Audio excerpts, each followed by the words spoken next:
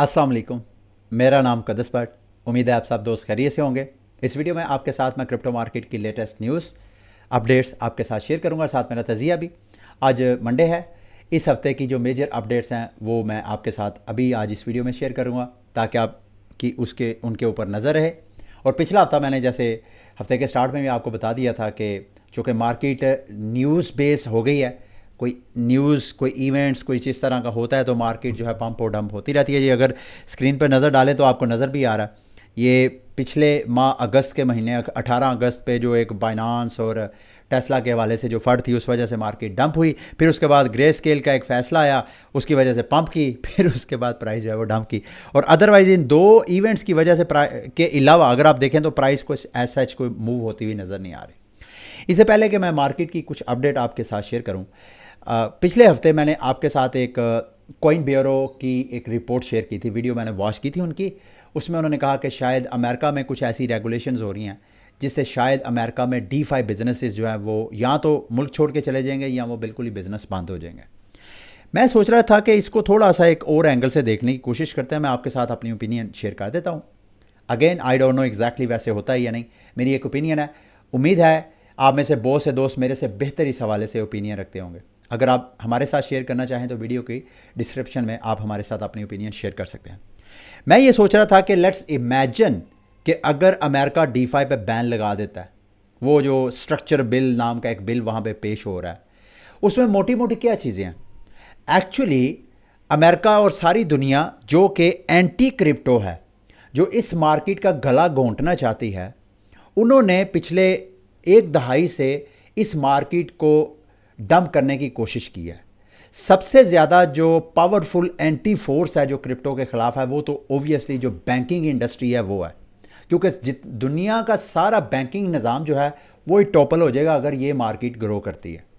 और दूसरा जो एंटी क्रिप्टो फोर्स है वो है हमारी रियासत, हमारी जो जो स्टेट है वो नहीं चाहती कि पैसे का इख्तियार उससे छीना जाए, क्योंकि यहाँ पे जो पॉलिटिशियंस हैं वो सियासत ही इस नाम के ऊपर करते हैं और उनकी सियासत का महवर जो है या उनके जो पॉलिटिकल विजन्स हैं उनकी इम्प्लीमेंटेशन जो है वो पैसे के ज़रिए होती है। तो रियासत के ऊपर पैसे का कंट्रोल जो है ये सारी दुनिया के जो पॉलिटिशियंस हैं उनके वेस्टेड इंटरेस्ट में है कि वो एंटी क्रिप्टो हो। तो एक साइड पे दुनिया के दोनों फाइनेंशियल पावर जाइंट फोर के साथ ये क्रिप्टो की एक जंग है। पिछले एक दहाई से ज़्यादा के अरसे में इस जो एंटी क्रिप्टो फोर्स हैं, दोनों बैंकिंग सेक्टर भी और जो कंट्री स्टेट लेवल पे भी हैं, इन्होंने अपने तय कोशिश करके देख ली है कि क्रिप्टो को बैन किया जाए। रंग बरंगे तरीके से इन्होंने बैन करने की कोशिश की है, लेकिन अब दुनिया इस नतीजे पर पहुंच गई है। G20 के हवाले से जो समिट, अभी मैं लास्ट में जाके आपके साथ लेटेस्ट अपडेट भी शेयर करूंगा, उसमें और अमेरिका में, यूरोप में, ऑस्ट्रेलिया में, कनाडा में, चाइना में, दुनिया के किसी भी जगह चले जाएं तो आहिस्ता आहिस्ता रेगुलेशन की तरफ दुनिया जाना शुरू हो गई है। दूसरे लफ्ज़ों में अब इन पावरफुल फोर्सेस ने क्रिप्टो के साथ बैन का हथियार यूज़ करने की बजाय एक और हथियार यूज़ करना शुरू कर दिया। इसको बोलते हैं KYC। यानी अब ये जितनी क्रिप्टो फर्म्स हैं, कॉरपोरेशंस हैं, उन सब को फोर्स करेंगे कि भाई आप अपने यूज़र्स की KYC करवाएं।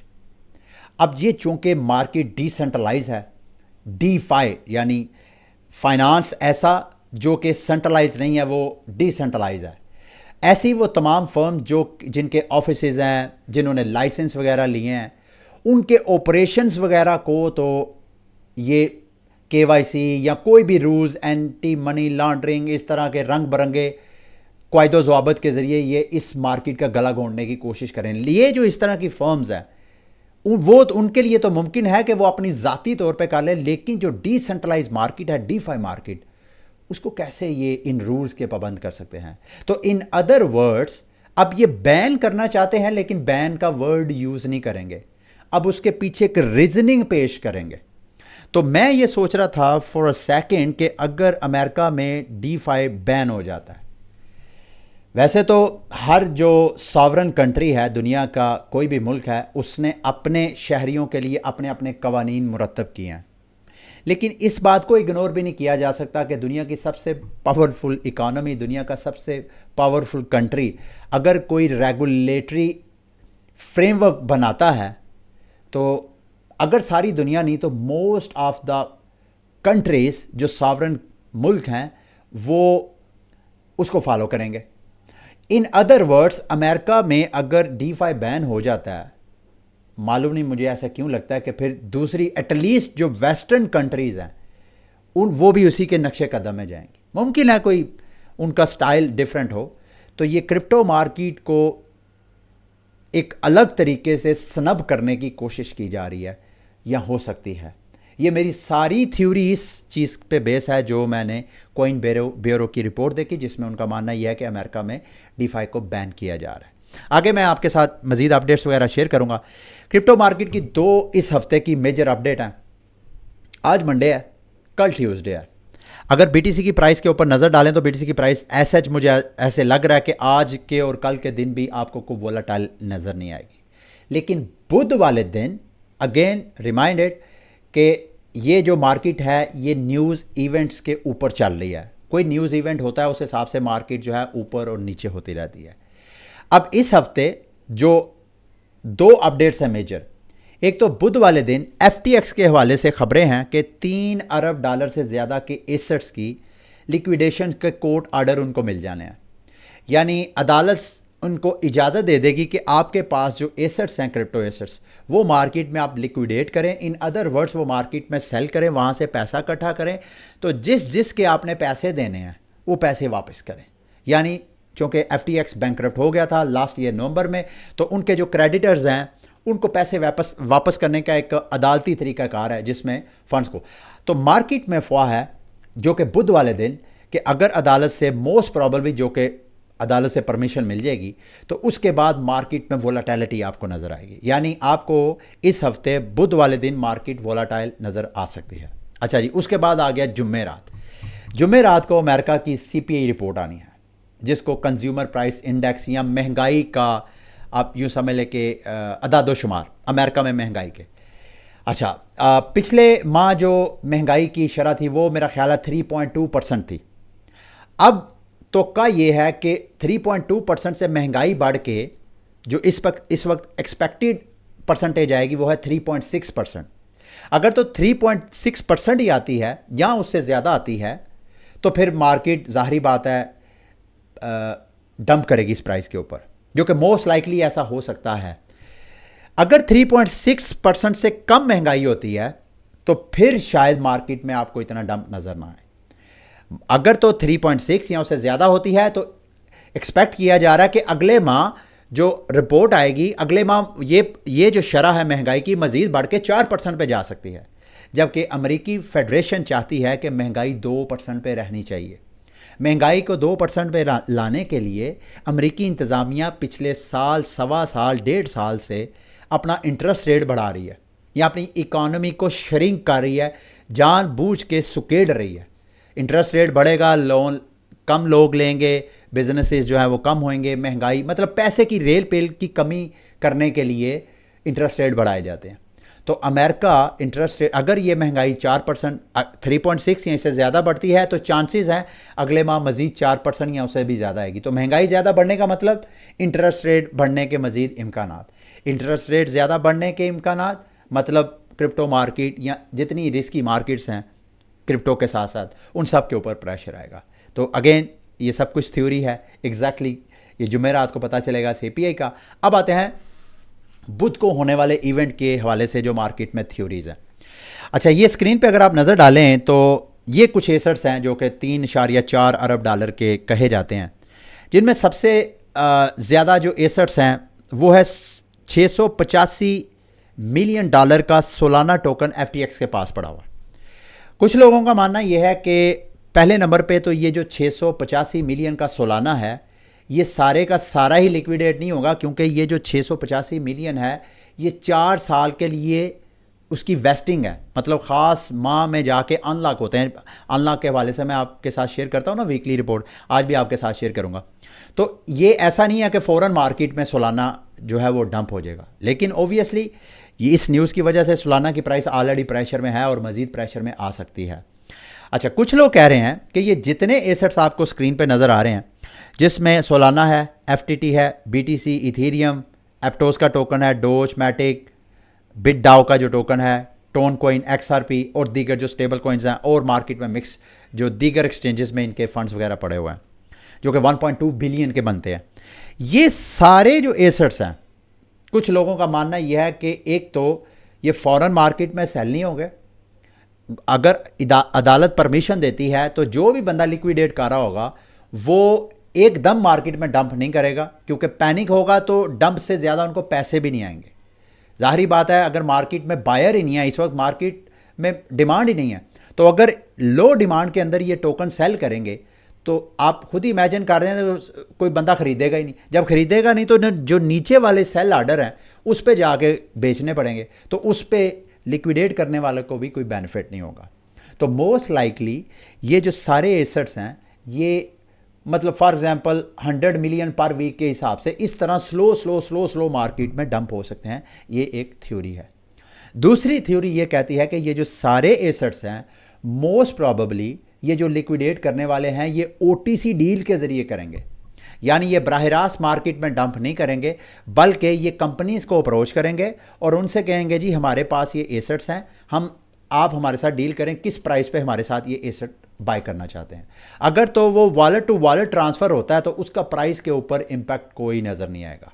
फॉर एग्जांपल सोलाना की बात हम करते हैं तो सोलाना की प्राइस ऐन मुमकिन है कि 685 मिलियन, जो कि ये टोकन मार्केट इनके पास अवेलेबल नहीं है एफटीएक्स के पास, लेकिन इनकी वेस्टिंग का कॉन्ट्रैक्ट है, ये वो कॉन्ट्रैक्ट आगे किसी को ओटीसी डील के ज़रिए सेल कर सकते हैं और इसकी प्राइस जो है मन चाही प्राइस वो रख सकते हैं। फॉर एग्जांपल वो किसी को कहते हैं जी कि ये 685 मिलियन के जितने सोलाना टोकन है ये आप $9 के हिसाब से हमसे ख़रीद लें, तो मुमकिन है कोई ना कोई कंपनी या 2 4 5 कंपनीज मिल के ये सारे जो टोकन के वेस्टिंग कॉन्ट्रैक्ट है वो ख़रीद लें और सस्ती प्राइस पे ख़रीदें और उसका प्राइस के ऊपर इम्पैक्ट नज़र ना आए। तो रही बात सोलाना के बाद एफटीटी टोकन, तो इस वक्त अगर आप लोगों की ट्रेड की कोई पोजीशन का इरादा है तो एफटीटी पे इस वक्त सेल की ऑप्शन बनती है।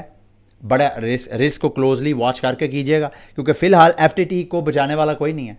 तो एफटीटी जो है वो मार्केट में अगर डंप होता है तो इसकी प्राइस पे अच्छा खासा असर आ सकता है। एक एफटीटी और दूसरा बीटीसी और इथेरियम के इनके पास जितने पड़े हुए हैं, मेरा ख्याल है कि ये मार्केट के जो डिमांड है इसको ऑब्जॉर्व कर लेगी सेल प्रेशर को। बड़ा जो टेंशन पड़ेगी एफटीटी एप्टोस के टोकन, अगर आपकी एप्टोस पे कोई पोजीशन है तो इसको आप रीएडजस्ट कर सकते हैं। मोस्ट प्रोबेबली एप्टोस के ऊपर भी आपको सेल प्रेशर नज़र आए इस पूरे वीक में, और मेरा ख्याल है मार्केट ऑलरेडी सेल मोड में चली गई है, जो कि ये दो मार्केट में न्यूज़ हैं सीपीआई की और साथ ये एफटीएक्स के हवाले से जो मार्केट में फंड है। ठीक है, तो इसको अकॉर्डिंगली आप जैसे मैनेज करना चाहें आप कर सकते हैं। पोजीशंस वगैरह जो भी आपने पोजीशन लेनी है, अगेन ये जितनी है मेरा तजिया है, मेरा तजिया भी जो है वो गलत भी हो सकता है। अब आते हैं जी इस हफ्ते के जो मेजर टोकन अनलॉक्स हैं। एप टोकन की 17 आज 11 हैं, तो 17 सितंबर को तकरीबन 47 मिलियन टोकन अनलॉक होने हैं। इसकी प्राइस ऑलरेडी तकरीबन $1 और $2 के करीब मेरा ख्याल है ट्रेड हो रही है। मैं आपको अगर आप अच्छे टोकन की तलाश में हैं तो एप टोकन मैं आपको रिकमेंड करूंगा, इस वजह से क्योंकि ये जो NFT मार्केट का एक लीडर प्रोजेक्ट है Bored Ape Yacht Club Yuga Labs, उनका ये प्रोजेक्ट है। तो इसकी प्राइस ऑलरेडी अपने इवन आप यूँ कह लें कि अपने जो लोएस्ट प्राइस है उसको डिस्कवर करिए, अपने फ्लोर प्राइस को डिस्कवर करिए। इस वक्त जब मैं वीडियो रिकॉर्ड कर रहा हूँ आपके साथ शेयर कर रहा हूँ, इस वक्त भी अपने लोएस्ट प्राइस के ऊपर ट्रेड हो रही है। 1.17 $1.17 के ऊपर ये ट्रेड हो रही है और ऑलरेडी ज़ाहिर बात है ये 7 दिन बाद ये टोकन अनलॉक होने हैं, तो जो ट्रेडर्स हैं वो ऑलरेडी सेल की पोजीशंस इसके ऊपर लेके बैठे हुए हैं। बहरहाल मैंने इस टोकन के ऊपर 90 सेंट के ऊपर मैंने एक पाई आर्डर लगाया, छोटा सा, कोई $284 का, कि इन केस के प्राइस नीचे जाती है तो मैं ये टोकन होल्ड करूंगा, इस उम्मीद के साथ कि मार्केट जब दोबारा रिकवरी करेगी एन मुमकिन है कि इस प्राइस पे ख़रीद के प्राइस जो है इसकी नेक्स्ट बुल मार्केट में आपको पंप करती हुई नज़र आए। और आगे याद रखिएगा एप कोइन जो है, इनका जो योगा लैब है, इनकी मेटावर्स के हवाले से मज़ीद अपडेट्स भी आने वाली हैं आइंदा चंद हफ्तों के अंदर अंदर। अच्छा जी, एप्टोस की भी 12 आज 11 हैं, कल एप्टोस की जो टोकन है 22 मिलियन के वो भी अनलॉक होने हैं, उधर से FTX ने भी होना है। तो एप्टोस अच्छे खासे प्रेशर में है। एप्टोस में अगर आपकी पोजीशंस हैं, अगेन आप सेल ऑर्डर जो है यहाँ पे ले सकते हैं, रिस्क ले सकते हैं अगर आपने ट्रेड लगानी है। और दूसरा मेजर जो इस हफ्ते का अनलॉक है वो है फ्लो टोकन का। ठीक है, अब आते हैं जी। अच्छा, आगे बढ़ने से पहले मैं आपसे दोस्तों से रिक्वेस्ट करूंगा कि आप अगर डी बैंक पे को यूज़ करते हैं तो आप मुझे फॉलो करें। मेरा ये जो एड्रेस है आप ऊपर सर्च कर सकते हैं डी बैंक को, इल्म आलिम .eth आप लिखेंगे तो मोस्ट प्रॉबली मेरा, बल्कि इल्म आलम ही अगर आप लिखें, हाँ ये इल्म आलम लिखेंगे तो ये मेरा आ जाएगा मुझे सर्च करके। तो आप यहाँ पे मुझे फॉलो कर सकते हैं।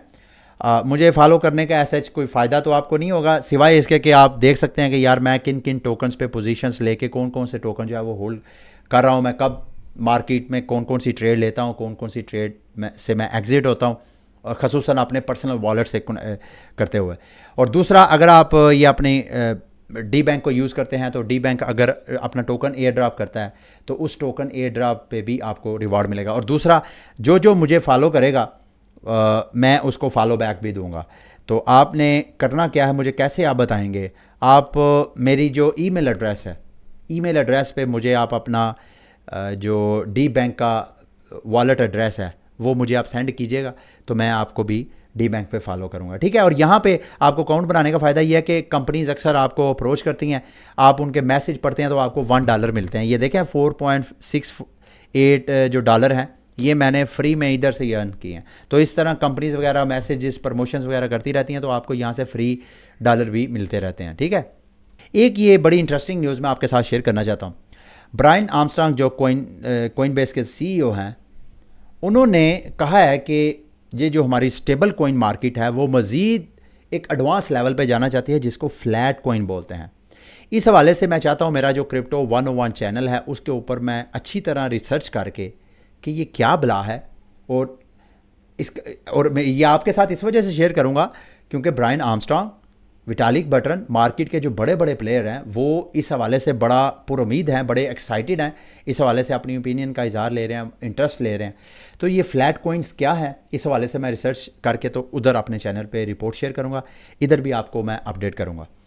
फ्लैट कॉइन मोटा मोटा आपको बता देता हूँ। नॉर्मली जो मार्केट में इस वक्त करंट स्टेबल कॉइन्स हैं वो किसी ना किसी फियाट करेंसी के पैज होते हैं, जैसे USDT है वो US डॉलर के साथ पैज है, और या वो बास्केट ऑफ एसेट्स यानी एक स्टेबल कॉइन है, वो कई एसेट्स के पीछे रिजर्व में वो हैं और उनको $1 के साथ पैच किया हुआ है, पीछे बैकएंड पे वो फियाट करेंसी नहीं है बल्कि क्रिप्टो एसेट्स हैं, जैसे डाई है, डिसेंट्रलाइज जो टोकन है।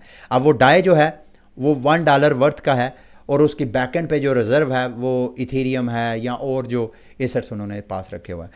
तो इससे हट के ये फ्लैट कॉइन का जो आइडिया फ्लोट किया जा रहा है, यूँ समझ लें कि स्टेबल कॉइन की नेक्स्ट रेवोल्यूशन है, रेवोल्यूशनरी आइडिया। उसमें कहा जा रहा है कि ये जो कंज्यूमर प्राइस इंडेक्स है यानी जो परचेजिंग पावर है उसके साथ इसको पैच किया जाएगा।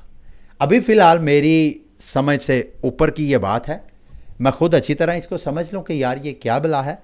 तो अगर मुझे समझ आ गई तो मैं इंशाल्लाह एक अलग से डेडिकेटेड वीडियो बना के आपके साथ शेयर करूँगा, ताकि इसमें आपको इसका पता होगा तो आइंदा इसको आप अपने यूज़ में ला सकते हैं। अब लास्ट में जी, इंडिया के हवाले से जो G20 का समिट हुआ, उस G20 में जैसे मैंने स्टार्ट में ही आपको कहा कि अब सारी दुनिया क्रिप्टो मार्केट को स्नब करने के एक नए अंदाज के साथ सामने आ रही है, जिसको क्रिप्टो मार्केट ने फेस करना है। ओबियसली मार्केट अच्छा खासा प्रेशर में आ सकती है, बढ़ता हुआ जो रुझान है रेगुलेटर्स का, रेगुलेटर्स एक मस्ट चीज़ करेंगे जो कि पॉसिबल ही नहीं है, KYC। अब मेटामास्क में मेरा जो वॉलेट है, मेरा वॉलेट एड्रेस है, मेरी KYC मेटामास्क कैसे करवा सकता है? तो ये आलमोस्ट कुछ ऐसे काम हैं जो कि नामुमकिन है, और ये जो लॉ मेकर्स हैं, ये लॉ अगर कोई फ्रेमवर्क कोई ऐसा बना देते हैं जिसमें ऐसे काम जो कि मुमकिन ही नहीं है, तो दूसरे लफ्ज़ों में वो उसको बंद ही करना चाह रहे हैं ना। बल्कि मैंने आपके साथ जो जुम्मे को वीडियो शेयर की थी, मैंने आपको बताया था कि ये जो ट्रांसपोर्टर्स हैं, अब ट्रांसपोर्टिंग का बिज़नेस ये माफियाज़ है। अब इन माफिया से कहें कि भाई आप ये जो ऊबर की सर्विस है इसके हवाले से कोई फ्रेमवर्क डिसाइड करें कि ऊबर को किस तरह काम करना चाहिए। तो आप खुद इमेजिन करें कि वो जो ट्रांसपोर्ट माफिया है वो किस तरह के रूल्स एंड रेगुलेशंस बनाएगा। ओबियसली वो अपने इंटरेस्ट को देखेगा, वो ये नहीं देखेगा कि ऊबर का आवाम को क्या फ़ायदा है। अब ये रिक्शे, अगर आप रिक्शा सर्विस यूज़ करते हैं तो आप देखिएगा जो रिक्शा आप ऊबर पे नहीं यूज़ करेंगे, वैसे रिक्शे वाले से डील करेंगे तो वो रिक्शे वाला मन चाहे आपसे पैसे लेगा।